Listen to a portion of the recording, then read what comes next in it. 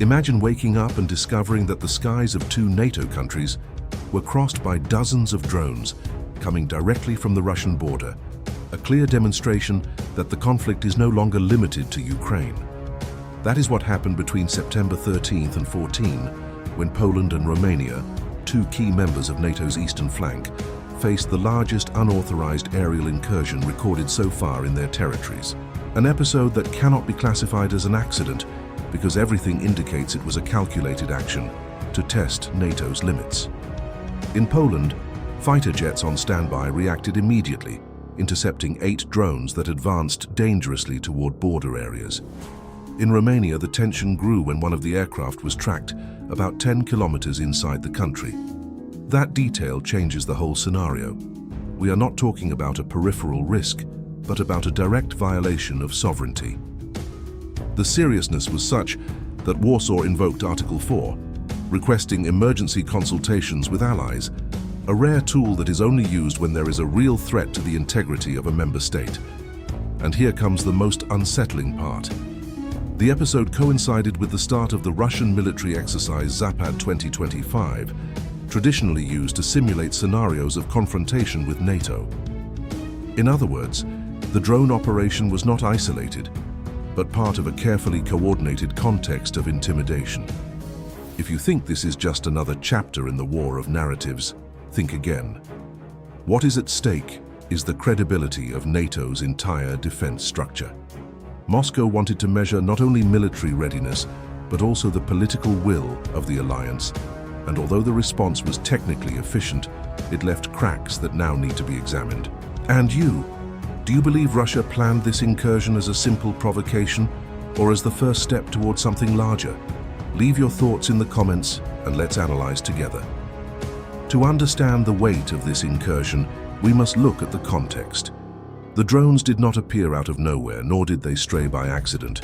Everything points to a probing operation. Moscow wanted to observe in real time how NATO would react. How long would the radars take to detect them? What would be the first aerial response? How would forces from different countries coordinate? And above all, to what extent would Western leaders be willing to call this event what it really was? A deliberate action. The practical reaction was quick and coordinated. F-16s from Poland, F-35s from the Netherlands, early warning aircraft from Italy, and even a Belgian refueling plane were mobilized. That mosaic of forces showed NATO's technical ability to act as a single organism. On paper, it was a demonstration of strength. But the real question is not how did they react now, but how would they react if the next step were even more daring? This is where Russia seems to be playing, testing the red line without crossing it. The large-scale use of drones without missiles or manned aircraft allows an incident of major impact without necessarily provoking a direct armed response. Moscow knows that NATO avoids any step that could be interpreted as total escalation. Thus, the Kremlin forces allies to live in an unstable balance, where each violation is too serious to ignore, but not definitive enough to justify a large-scale response. Polish Prime Minister Donald Tusk was categorical. It was not a mistake. In contrast, President Trump reacted only with a vague post, seen by European partners as a lack of commitment.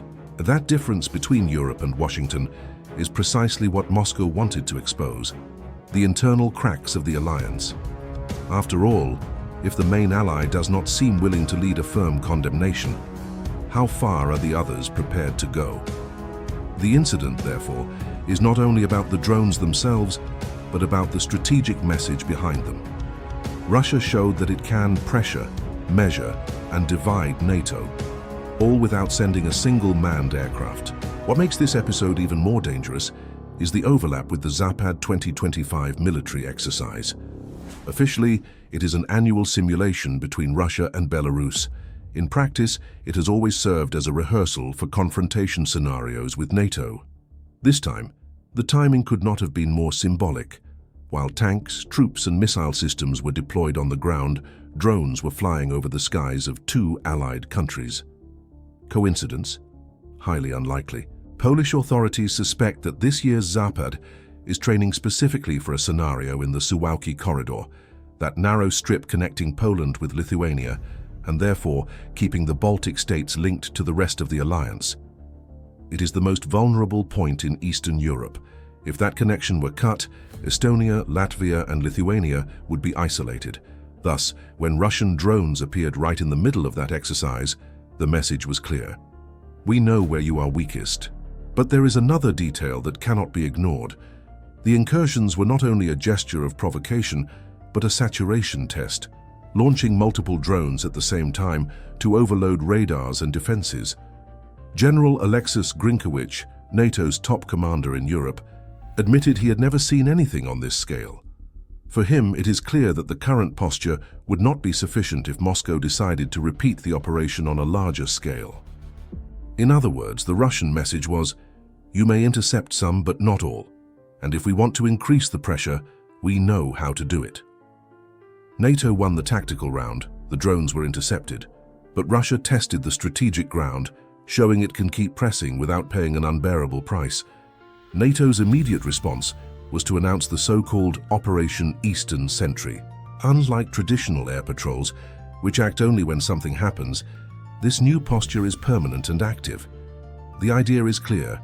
Transform the eastern flank into an integrated wall capable of detecting and responding within seconds. The mobilization was fast, France sending Rafale fighters, Denmark deploying F-16s and an air defense frigate, Germany adding Patriot systems and Eurofighters, the United Kingdom promising more reinforcements. It is not only about numbers, but about sending a direct message to three distinct audiences. Moscow, to make clear that provocations will have a cost. Washington, showing Europeans are ready to share the burden.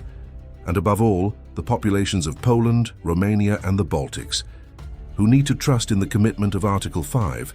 But behind this demonstration of unity, the question remains, will this operation be enough to restore deterrence, or has Russia already realized it can keep pressing without fear of a direct reprisal? While NATO was reinforcing the eastern flank, Ukraine was intensifying its own campaign of pressure. The same night Russian drones flew over Poland and Romania, Kiev launched actions against critical infrastructure inside Russia.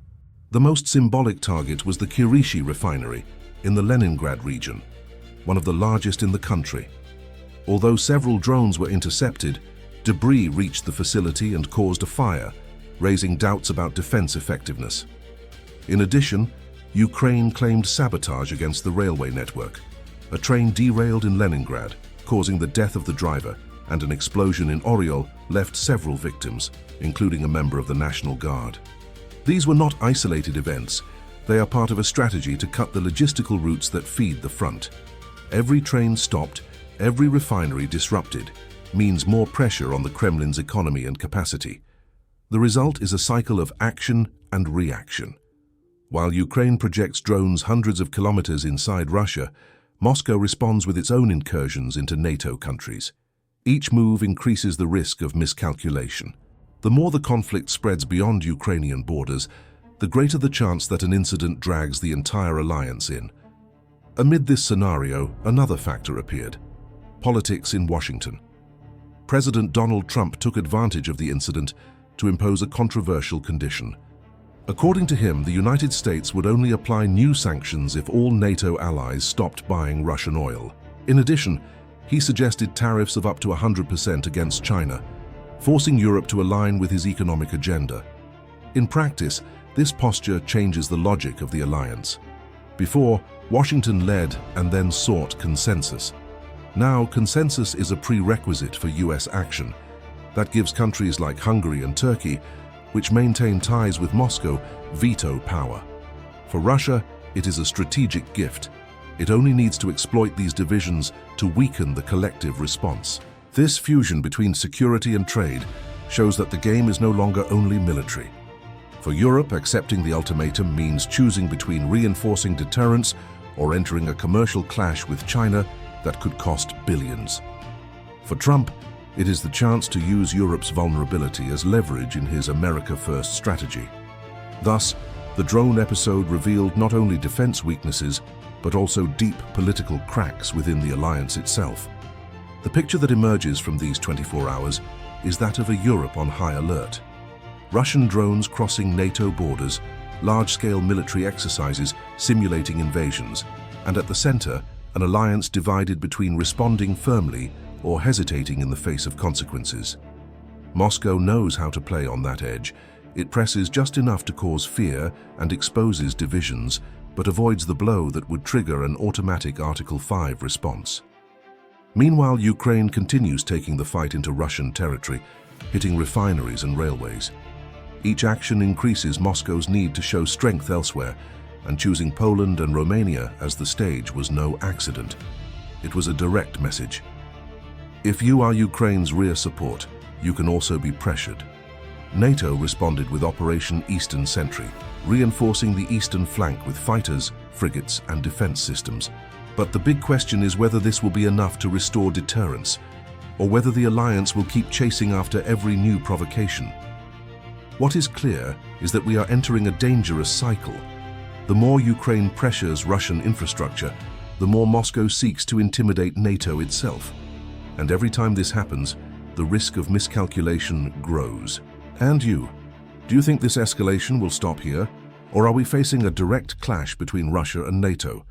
Leave your comment, share this video, and subscribe to follow our next analyses. The world is changing fast, and every detail can be decisive.